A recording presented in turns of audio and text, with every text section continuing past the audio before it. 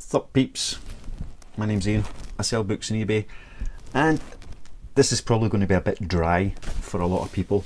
I wasn't going to do a video today. It's such a lovely day and sitting out the back reading a book, enjoying the sunshine, as I'm sure everybody just about is who isn't stuck indoors working or doing something unpleasant.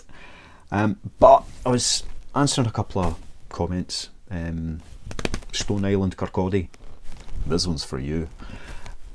And a question, comments that come up quite often is, you're not going to make any money selling low value books, doing this, doing the other, that it's not worth the while. And over the long term, that might prove to be the case. It might. But so far, what I have been doing has proven that there is some real potential here without it being, 12-hour days, anything ridiculous, that you can actually earn a reasonable income selling pretty bog standard books on eBay. What is a bog standard income? That's going to depend on your circumstances. I came from a senior leadership position, shall we say. I was, working for 15 years with the one organisation. Good job, good pay, good benefits, all of these things, but really just got fed up with the 9-to-5 grind, the stress, the pressure, the politics.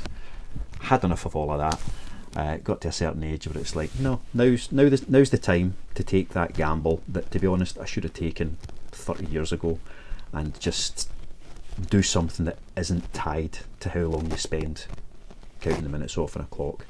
And that's how I've come to be in this place. So yes, what a reasonable income is going to vary person to person depending on your circumstances. Ideally, I would like to match and surpass what I was earning previously without all the stress and the pressure. That's an ambition, and that would be £50,000-60,000 plus a year. Obviously, that salary would have gone up in the 2 years since I left that position, so these things all change. But that's where I'm trying to get to with this, and have that moderately comfortable lifestyle. If you've got a dual income household, then that potentially could be less that you need, as that, if there's a good primary income, a secondary income doesn't need to be as much as that. But to get anything reasonable, the first thing is that whatever you're selling on eBay, whether it be books or something else, then you're going to have to be selling 150,000 plus in goods on an annual basis to have a chance of making £50,000-60,000 in profit that you can take as a wage and pay your taxes on it and all of these things. Which means that you're going to have to get registered for VAT, make sure you're properly set up as a business. So first thing I want to say in all of this is not financial advice. I am not an accountant, I am not a tax expert. I've worked very closely with finance departments dealing with pretty vast sums of money, but not specific to this kind of retail environment, online retail in particular. So it is not tax advice, it is not financial advice. Whatever you're doing out there, do your own research, make sure you understand exactly what you need to do to achieve what you need to achieve, and get proper professional advice. Work out numbers for yourself, make sure you do your planning for yourself. Don't listen to me or anyone else and say, oh well, if that's what they're doing and that works for them, that's exactly what I'm going to do. Everyone's circumstances should be slightly different, and make sure that you're confident yourself that you're doing it right and you know what's needed to be done. Anyway, as I was saying, if you're wanting to earn a reasonable income, you're going to be above the VAT threshold. So if you're selling second-hand jeans, then that's something you need to take into account right from the start, that once you hit that VAT threshold and you get registered for VAT and you start paying VAT on the sales that you're making, are you still making profit? With books, on the other hand, for the most part, they're VAT exempt. There are a few exceptions to that. Again, do your own research, make sure you're comfortable with what you're doing. But for the most part, they're VAT exempt, and that includes costs of any postage paid to deliver goods. It's the same across all things, which means that if all you're selling is books, then you won't be paying any VAT on those sales, but you will get a rebate back on the cost of postage, your listing fees, so on and so forth. Obviously not the cost of your stock, because you don't pay VAT when you buy it in. So, you know, that's works both ways on that part of it. Anyway, where this is really coming from is that whole thing about you're not going to make any money. How can you make money if you're only, you know, calculating it so that if you're selling a book for £4, you're making 50p, you're going to have to sell hundreds and hundreds of books, because that's a tiny profit margin, which is true, but that's just the surface. There's an awful lot below and around that, and I'm going to share a wee bit up on the screen here and try and talk through how I think about these things and how I work them out, so that hopefully it lets you see where you might be able to go with your own enterprise. Remember, one of the big points of doing these videos is it's a bit of company for me. You know, used to work with hundreds of people, now it's pretty much by myself, so that's a nice wee bit of daily company.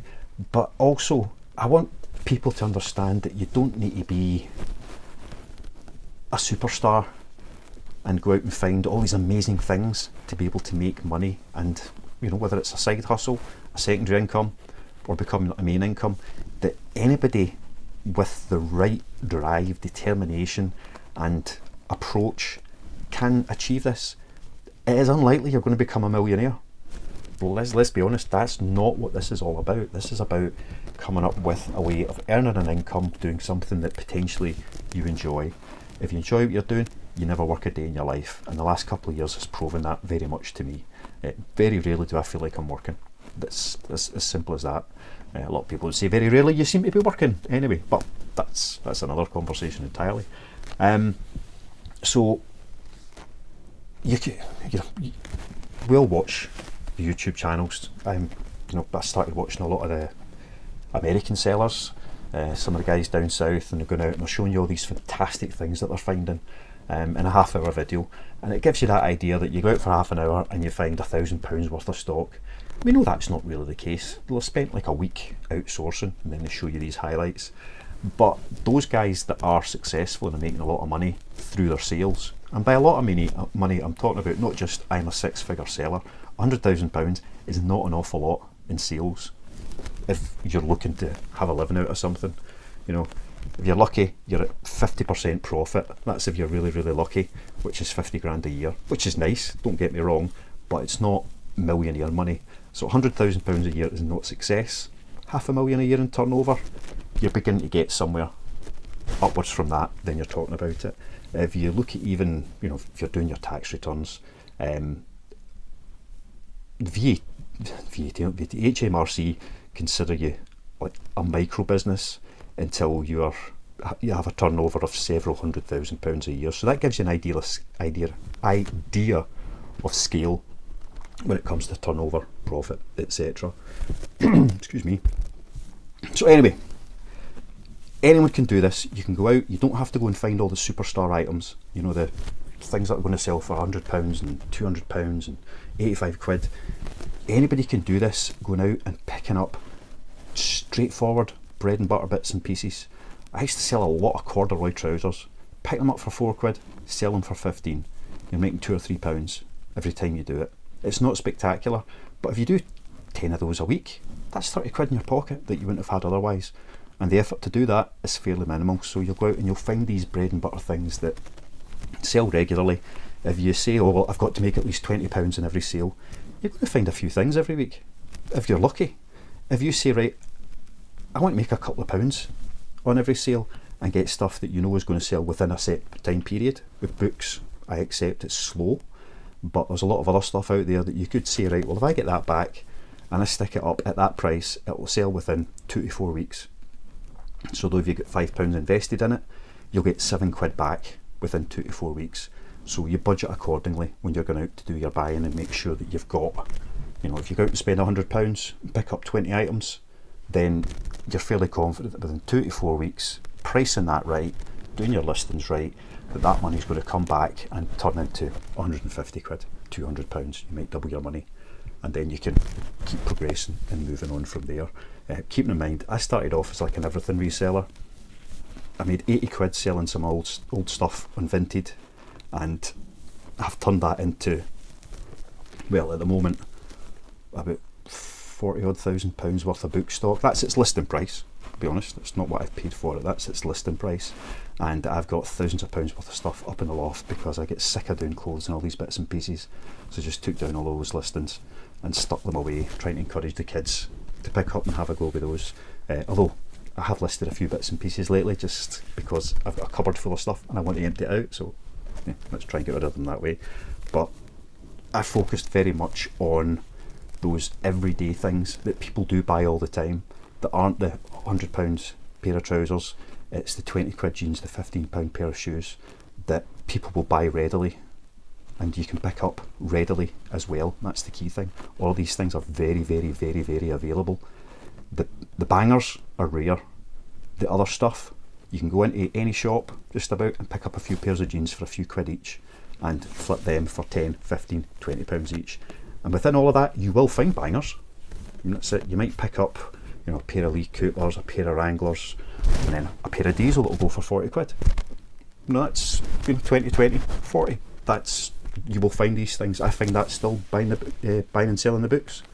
I will go out and I will pick up loads of books, and all I do is pick up the bread and butter and then anything that looks interesting. And if I pick up 100 books, there will be a handful in there that are worth 10, 15 pounds. Very occasionally a chunk more than that, but there's always a handful that are worth a wee bit more, and those are your bonuses, those are the wee extras on top of it. But 95% of what I focus on and do is turn over on those cheap items, and you can do it with anything. Anybody can do it with anything. Choose your niche, which I think is quite important if you want to develop it into an easy, profitable process, and attack that niche. Look for the stuff that you know can sell for a reasonably low price but will make you money on a regular basis, and that's where you'll earn money, not going out and spending all week hunting just for the bangers, which is great as a side hustle hobby, don't get me wrong. It was always really, really satisfying when you found something good, but it's not a business model as such. That's what it's a hobby and a side hustle, which is absolutely fine, don't get me wrong. People can go out and make a good few quid doing that, and the more you do it, the better your eye gets, the more you'll know when is the right time and the right place to go, and you will find more and more good stuff as you go along. So it can be worth focusing just on that side if it is, you know, a side hustle, a hobby. You want to, you know, use this to make money to pay for your summer holiday. You can easily do that doing it that way, but it will take a lot more time. If you're going into a charity shop and you're looking through everything in that shop to try and find some gems, it will take a while and you'll have to go around all of them.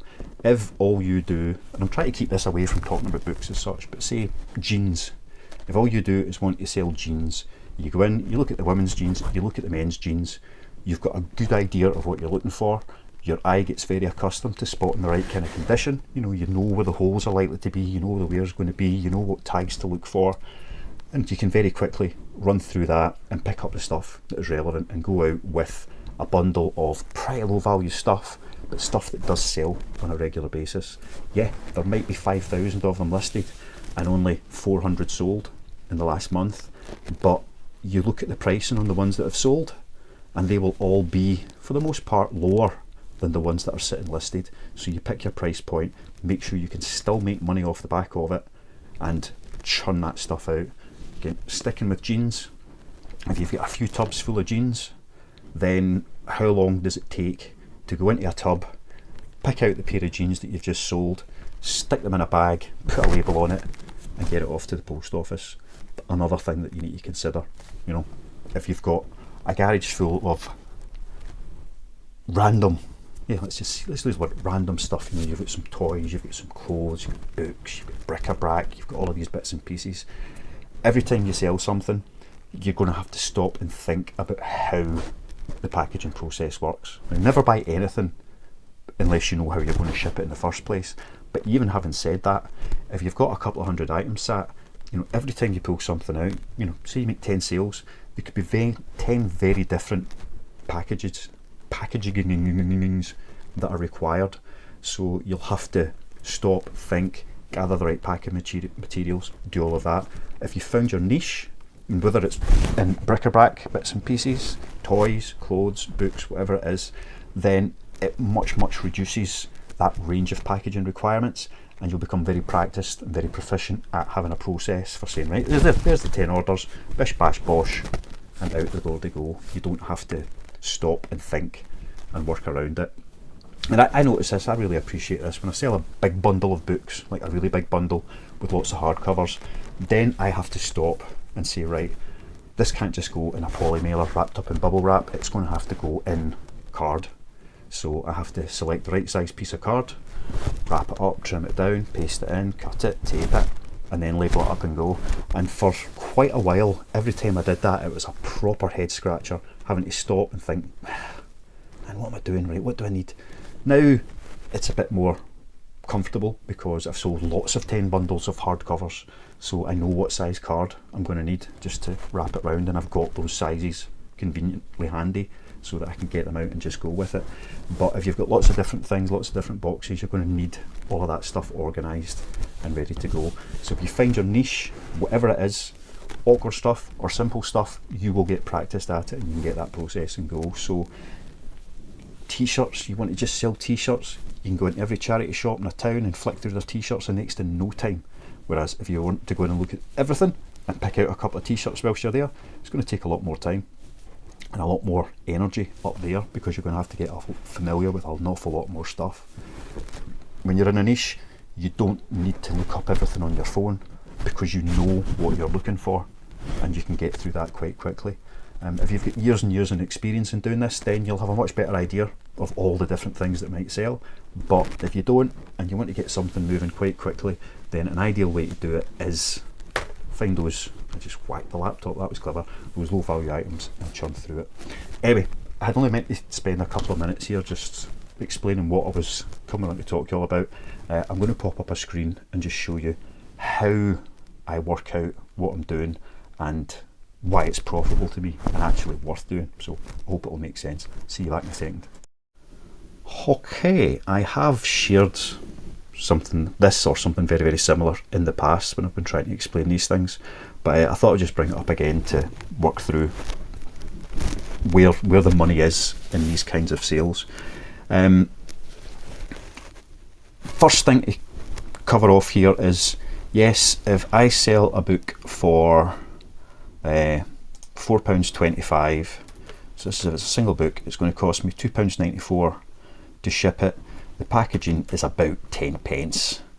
The item cost is about 25 pence. So that gives me the kind of the basic costs. Now the required profit box, this isn't set up to demonstrate this. I should just say this is set up for me to calculate other things. So this is the box that I adjust to get it down to the price that I'm going to sell it for. So £4.25 is what I started an awful lot of books at. So what do I need to take the required profit down to get it to £4.25? There you go. It has to be less than 0. However, I don't sell everything promoted. So on average, my promoted listings are around about 6% of the total cost. That's including the VAT on it. So if I take that out, that gets me down to about £4.47 sale price. Now, the VAT that I'm paying out on my packaging, my shipping and my fees is roughly 66 pence.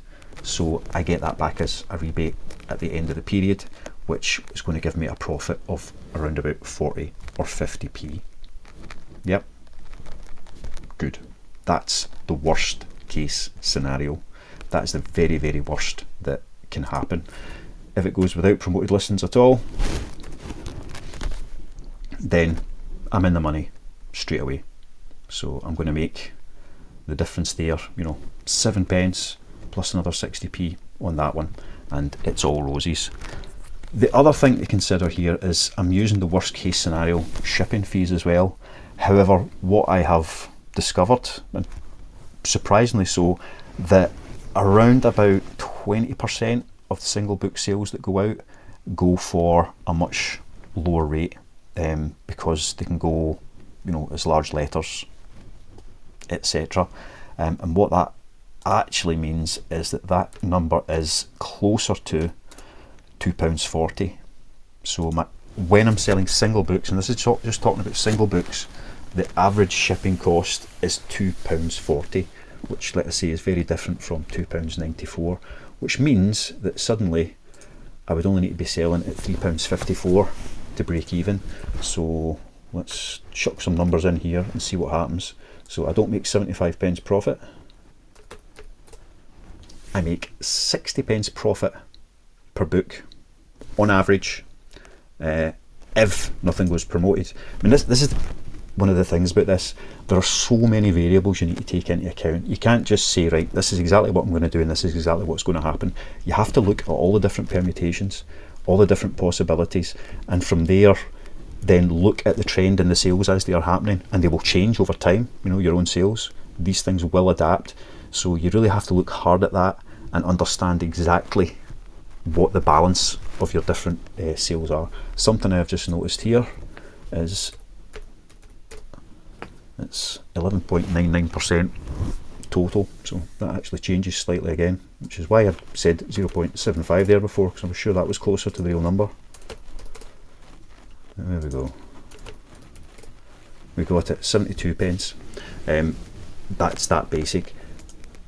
As I say, with the promoted listings, not everything sells promoted, but on average that's kind of where it works out, which then pushes up our overall sale price to make that break, which brings that down towards, I can't even remember what it was now. It's about 50 pence a book. I know that's 2 pence more than I usually charge, but we'll leave it there to keep it a nice simple number. And on top of that, the VAT rebate on that will be roughly the same again, which means for each individual book, on average, so it's not for every single sale, but you know, on average it's about £1 profit per book if I sell books individually. You're paying 25 pence each for them, making a £1 profit. That's a really good profit margin, and the trick there is then volume.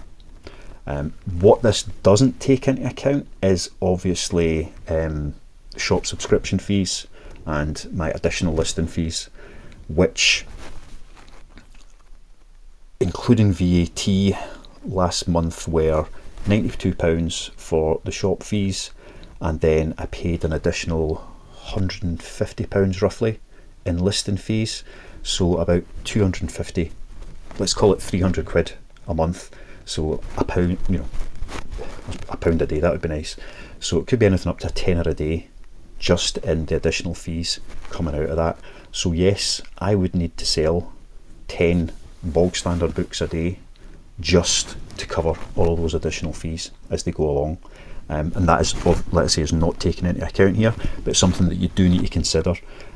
If you're paying for storage, any of these things, you know, any other costs that you've got, and I do have other business expenses out with this obviously, you need to make sure you understand what they are on a weekly, monthly basis, and you know how far into the month before you break even against those costs, and then you can work out your profit margins from there. Same way you'd work if, you know, if we pay tax.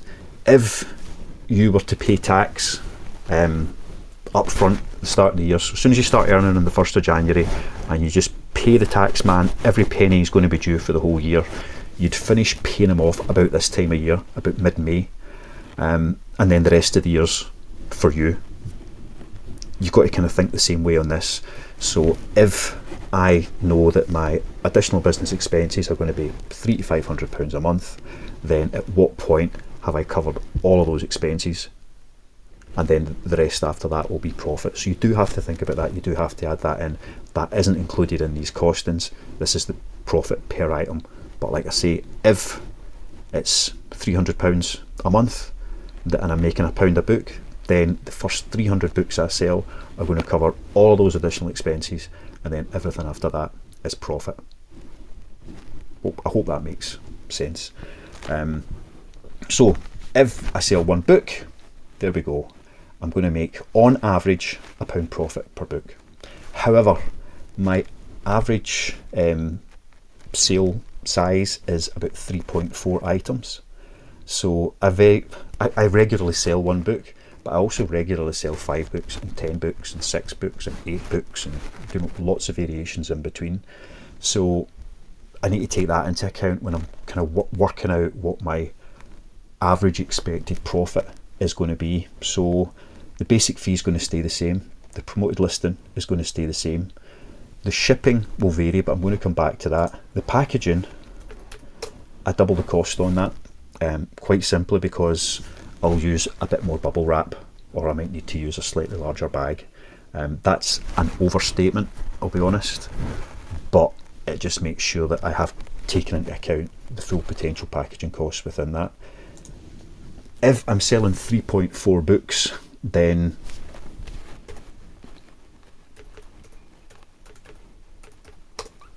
that is my cost per sale, 0.85.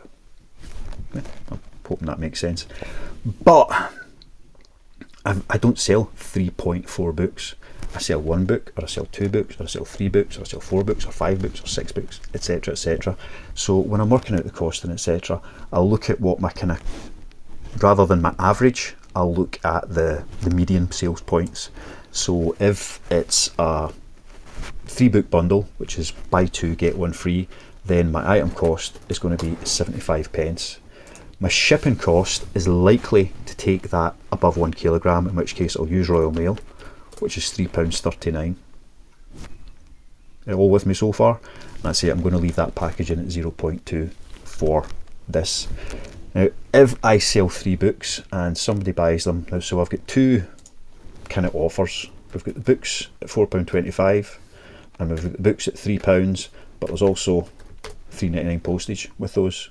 So if somebody buys 3 books at £4.25, and I do have a lot of books that are priced higher than £4.25, I'm just using my kind of bottom measure here, they're going to pay £8.50 for 3 books.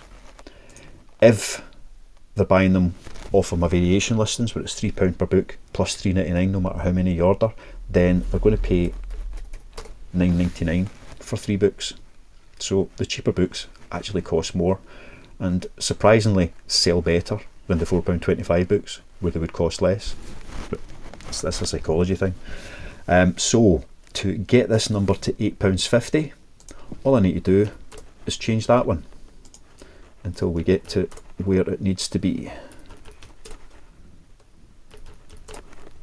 There you go, £2.40. Let's keep it there.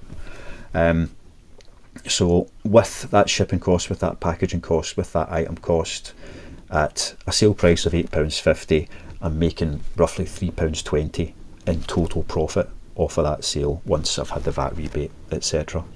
So still more than £1 a book. No, it's slightly better than £1 a book. It creeps up the more you sell.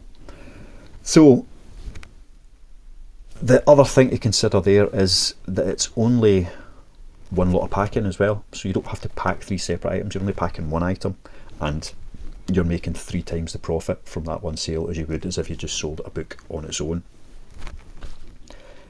But if somebody's buying them from the variation listings, which, like I say, is still the more popular way people buy the multiple books, and I've been trying different things to work out what is the most efficient at selling, and then more and more get migrated towards that. But to get that number up to £9.99, there we go, and you'd remember it at least in a few tries. So with those 3 books selling for £9.99, and again that's with my average promoted listing cost rather than, you know, a 0 or a 10%, 12% one, that means that I'm actually making £4.50 profit on those 3 books after VAT rebate, etc. So that's £1.50 per book, when the books have cost me 25 pence each. That's a substantial increase. It's a big difference, and it's a much larger proportion of the overall sales value. So, you know, we're at 45% of the sale price is profit back into the business, excluding, as I said before, you know, my cost of my shop and all these other things. But if I'm making £4.50 profit per sale and my costs are £450, then that's fewer actual individual sales I need to make to cover, you know, the costs of the rest of the costs of running the business for the month. Next, let's just delete this lot off. The other, probably most common bundle that I sell is 5 books. So we've got 5 times £4.25, £21.25. However, it's buy 3 get 2 free, so really it's actually only 3 times £4.25 is what I would sell those for. If it's the £3 books and it's buy 3 get 2 free plus £3.99 postage, then that comes in at £12.99. I won't bother showing arithmetic on that one, but £12.99, £12.75. So it's a much closer price when somebody goes to the bundle of 5. What do I need to change up here? Item cost. That's going to have cost me £1.25. And again, I should probably reiterate this. I don't buy all my books for 25p. Sometimes I get them an awful lot cheaper. Sometimes I pay a wee bit more. But my average buy cost is, you know, month on month between 25 and 30 pence. And I just keep it at the 25 pence for working all of this out. It's the simplest thing to do. So yeah, £1.25 buying price. My shipping is going to be the same. There are outliers to that, yes, but for the most part the shipping is going to stay the same. And I then need to get that up to those numbers there, which, let's see what happens, £5.60, so £5.55. Right, there you go. So from £5.55 all the way down to, was it about £5.35? Yeah, so let's call it £5.40 profit. I'll just put that number in there for the sake of finding the in between of these numbers. So £5.40 in profit, then there's the VAT back, etc. on my shipping, my packaging, my listing fees, which makes the overall profit in those 5 books £6.38. So still above £1 a time on the books. Yeah. And again, if I need to cover £300 in costs, then the sales are getting fewer and fewer as to what's needed to get that out there. So this is never clean cut. It's never as easy as saying if you do A, then B, you will get C. It doesn't happen that way. You need to consider all your different variations. So I could be paying 15% plus VAT on my promoted fees. I could be paying £6.50 to post 5 books. Packaging's always going to stay roughly the same, thankfully, but suddenly to make £5 profit and all of that, I need to be charging 20 quid, which means that if it's buy 3 get 2 free, we're down at like £5-6 per book plus postage, or £7 per book if it's going without postage. And that's to make £5 profit out of those 5 books. So it could be that I'm going to make £15 there. Let's get that number right. There we go. I knew it had a 50p in it somewhere. So suddenly it's only £2.50 in cash flow profit, but because my shipping costs etc. have gone up, the VAT rebate increases as well, which means that those 5 books, I'm having to sell them for a wee bit more. I'm making a wee bit less. I'm making less than £1 a book on those ones, but it's still the same amount of effort to get them shipped and out the door, etc. and list. And I say this is the outlier. When I'm calculating these things for myself, I keep that at 5% and I keep that at the Royal Mail cost. So a lot of stuff will go cheaper. The odd thing will cost more to post. The odd thing that costs more to post, if it's hardcovers, typically I charge more for hardcovers. So instead of it being £4, it'll be £5. Instead of it being £5, it'll be £6. So it'll be the extra £1. So if somebody's buying 3 hardcovers, there's an extra £3 in the sale to cover some of those additional shipping costs. So leaving it at the £3.39 and then using this to work out what I should have earned and looking at what I did earn keeps it fairly accurate and on target. You know, a third freebie, a third in post, a third for me is typically how that works out. So that lets me see that to make You know, my average sale price, I keep that at £12.99 because that's where my variation listing bundles sell. So for those 5 books, I will make, where was it? It ain't as much as 6. There you go, let's leave it roughly there. Oh, so close. There we go, £12.99 equals 13 quid. So £5.57 in cash flow profit, as it were, but with the rebate on top of it, then we're looking at £6.56 for those 5 books, which is £1.30 per book in profit. If you change this to thinking about selling jeans, then where are we going? That number changes. I think it's roughly 12% plus VAT comes in at the 14%. Your promoted listing, it might be higher, I don't know, I'm purely guessing at that. Your shipping is going to stay pretty low. There's not many pairs of jeans that weigh more than a kilo, so you'll be able to get them out for under 3 quid. Your packaging is probably only going to be a bag. They're about 10 pence each. How much do you pay for a pair of jeans? Say you pay a £5 and you want to make a £5 in profit. So there you go. Your bog standard jeans, if you want to make a £5 in profit, then you're going to have to sell them for about £18 each, and that gets that £5 back. However, if you want to earn enough money to replace an income, then VAT man is going to get involved in here, and your VAT in that is going to be about 3 quid that you'll owe the VAT man, less the 130 that you would get rebated. So you're going to have about £1.70 in VAT to come off of that as well, which gives you £16.47 is your sale is what your sale price will come back as. But what I actually meant to do was put those two together, because it gives you £3.30 in profit from your £5 investment plus all the rest. And that's where you need to look at it and go, right, is that worth my while? You know, you're just not going to know. If you can pick jeans up for 2 quid each, which is very easy to do, then suddenly to make that same profit, you can sell them for less than £15. And that's getting into an area where it's like, oh, I can do that. If you were wanting to sell them for a tenner, you can double your money. Doubling your money in any kind of business is good. That's something that you can always aspire to. You know, if you lay out 2 quid and you get 4 back, that's a good return. You know, your financial gurus will tell you that a 10 to 25% return is really, really, really, really strong. So if you can get, you know, a full 100% return, then that's a really, really good turnaround.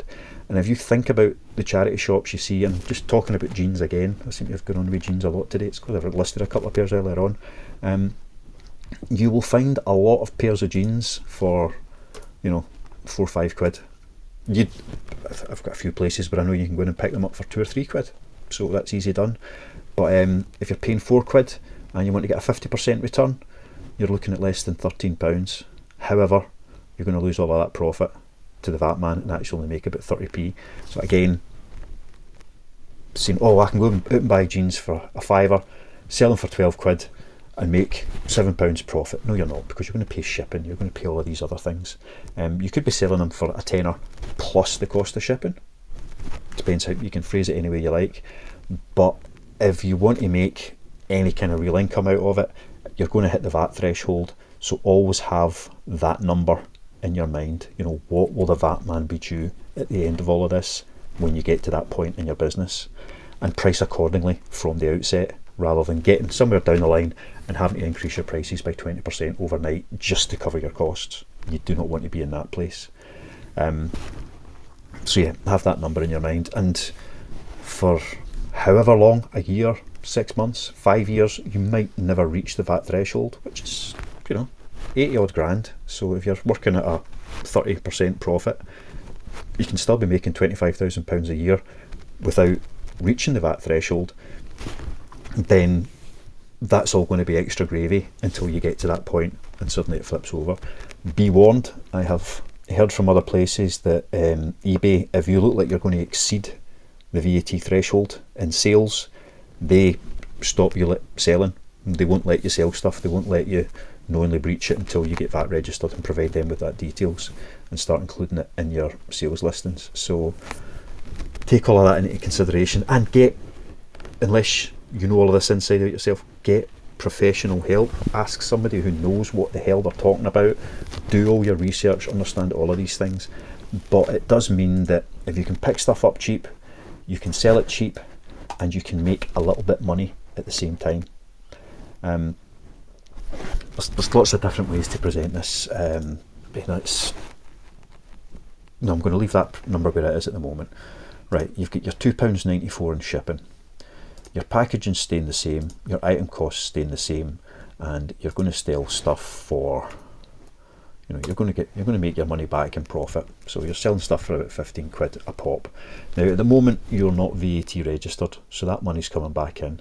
So if you go out and buy 5 pairs of jeans, it's going to cost you 20 quid, but you're going to make 40.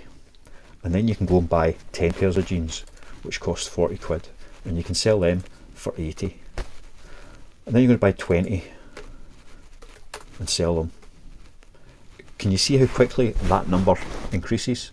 And if you do, you don't pick up everything, you don't pick up anything, you be a bit selective, but you pick up the right stuff and you get a better eye for it, that number very, very quickly increases. It took me 2 months to get from that number to that number in value of stock, which is just ridiculous. 2 months.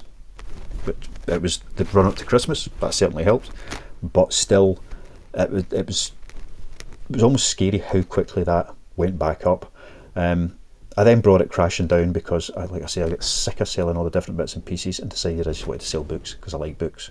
So I'm now, that figure has doubled, but it took me a wee while to get back up to that point. Books are a slower burner. It does make me keep thinking, right, should I add in more of the old stuff? I would double the amount of money I'm making, but it would treble the effort required and leave me without time to look at how to develop other things. So I'm always swithering about that, but you can very, very quickly, double, treble, quadruple that money and turn it into something that is actually, quite a profitable piece.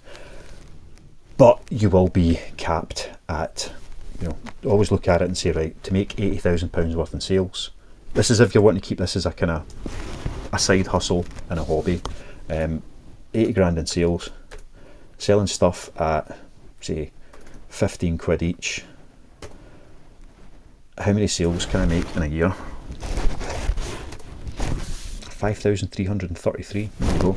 So that means how many sales can I make in a week?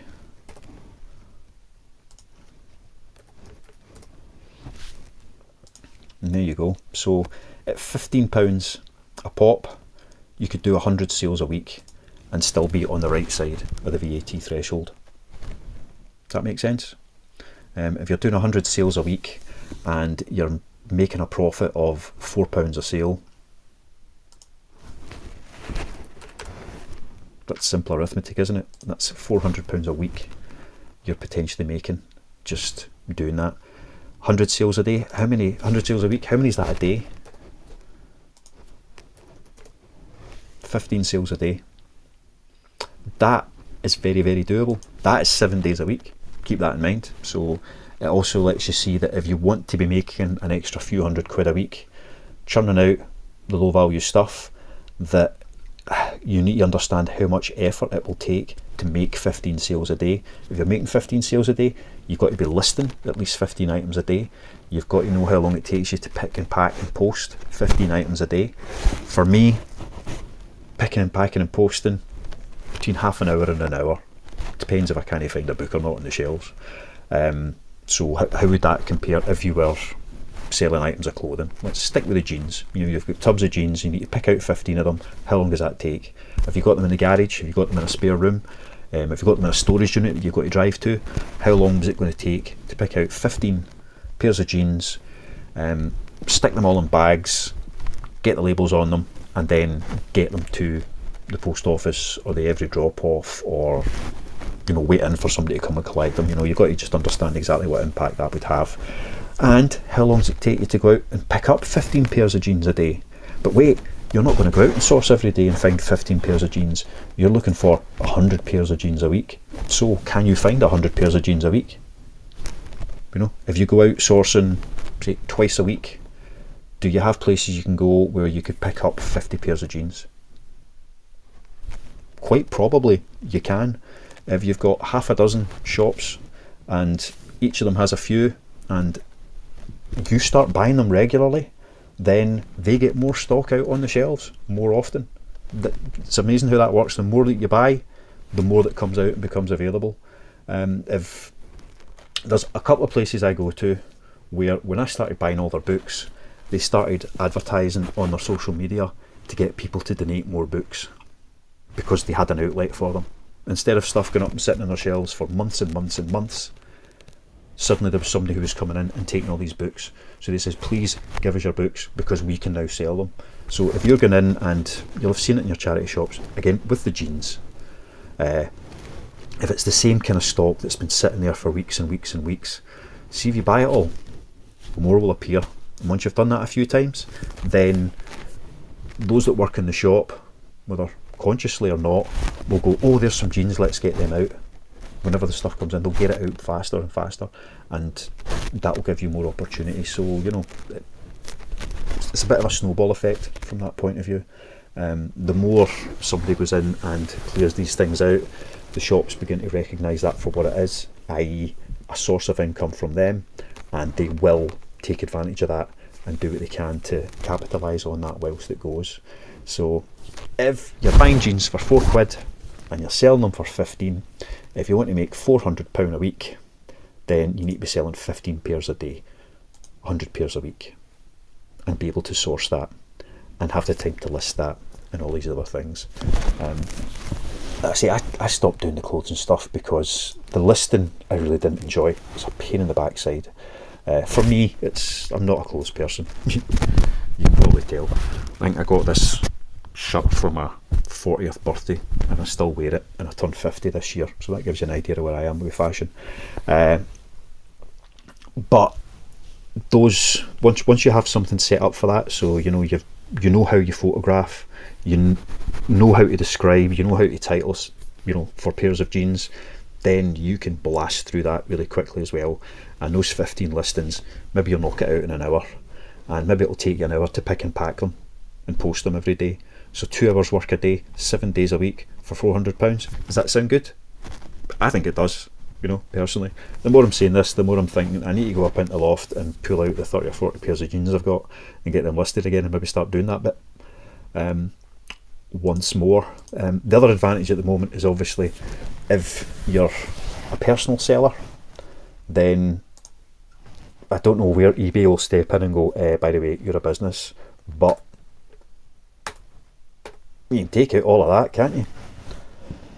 And it gets ridiculous. Unfortunately, it messes up my calculator, but if we leave that at a 1%, then suddenly to make your £4 profit on your £4 purchase, it's less than £12 you need to sell them for. So, free listings for clothes, there's things there to take advantage of as well. And it's just how far you can go with that before eBay turns around and goes, actually no, you're not a personal seller, you're a business, pay appropriately.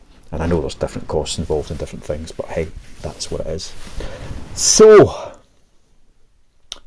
indeed. Now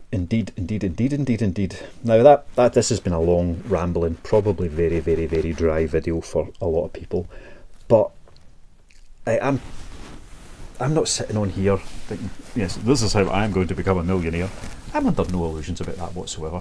What I'm looking for is a reasonable income to see me through until I can claim my pension, put my feet up and stop worrying about anything anymore.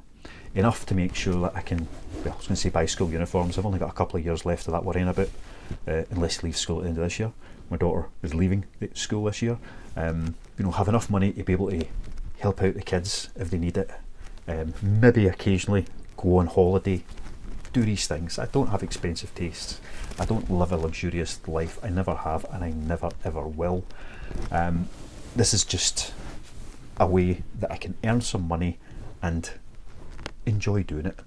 Something that I like doing, that's stress free, that I've got a wee bit of a passion about, and that passion goes up and down. It'll wane, it'll come back stronger. Good days, bad days, all the rest of it. So yeah, there's no definitive answer about this is exactly how this will work and how I will scale my business and make my money. I do have a business plan. Some of it's in here. A lot of it I've got noted down and jotted down in various formats. I spent a lot of years in senior leadership positions, overseeing projects, operations teams, all sorts of things. To be honest, I've got quite a good grasp of what's realistic, what's unrealistic, and that grasp changes every single day because I learn something new, and always out looking at what other people are doing, understanding how that would work for me, or how that could be changed to work for me, or why that wouldn't work for me. There's lots of things to take into account. I understand there's a cap on what I can do at the moment, and the main limitation there is space. I've still got plenty of time in the day that I can use to be doing more and more, but space is my limit at the moment. If I was selling stuff other than books, then space would be less of an issue. I used to have one small room full of everything that I sold and made roughly the same amount of money. Now I've got an entire house full of books. But I also know at what stage, and I'm not that far away from it, where it becomes justifiable to take the books somewhere else and have a place of work as such rather than working from home. But that will change the dynamic of what I do, and I've got to decide whether or not I want to take that extra step and do that, or whether I would rather just keep it at the level it's at where I am. And I've worked out and drawn out exactly what those different scenarios would look like, with permutations and variations within them. If I go and take on a unit somewhere and move the business to it, whether it's like a wee retail unit with online stock through the back, or just purely a storage unit with everything set up in there, then that's the point where I could say, well, am I willing to make less money and have somebody in to do the work, or do I want to actually go out at 9 o'clock every morning, or 7 o'clock in the morning, or whenever it would be, and go to the unit and do all the work there and then come home at the end of the day. I have different permutations planned out and considered to understand exactly what would happen there, and what my kind of minimum consistent level, and that's something to consider. You could say, right, if I make 100 sales a day, then I can do X, Y, and Z. But you've got to work out what is that minimum consistent level that you need to sustain, because eBay, like any kind of sales, it does go up and down. You have a great start to the month, a great end to the month, and a really, really slow middle. You've got an average, which is fine. I have an average sales value, but it varies vastly at different times of the day, week, month, even year. Excuse me, I'm talking far too much. So you've got to know what is the minimum that you can afford to have on either a daily or a weekly basis to still be able to keep the business going. You know, if all your sales come at the start of the month and you've got expenses going out throughout the month, is the cash flow there to sustain that? You know, all of these things you need to consider.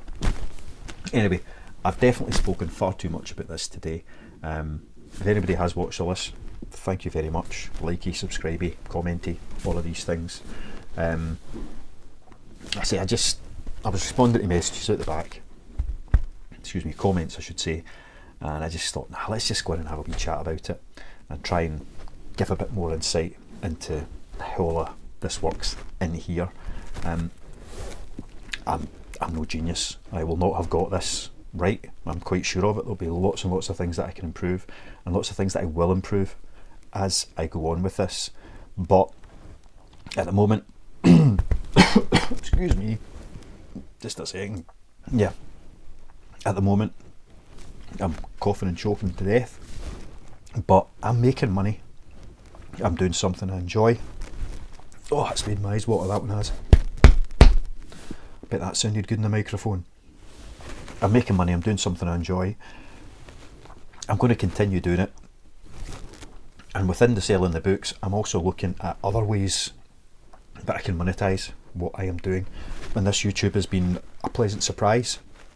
It's certainly again, not making me rich, but there's an extra few quid coming in every month from that, which adds into the pot and makes me think about other potential avenues to create revenue and start making money. Anyway, I am now losing the ability to speak. I used to have to speak for like 6 hours at a time, so this wee half hour, 40 minutes, whatever it's been, has taken its toll on me. So again, thank you all for watching.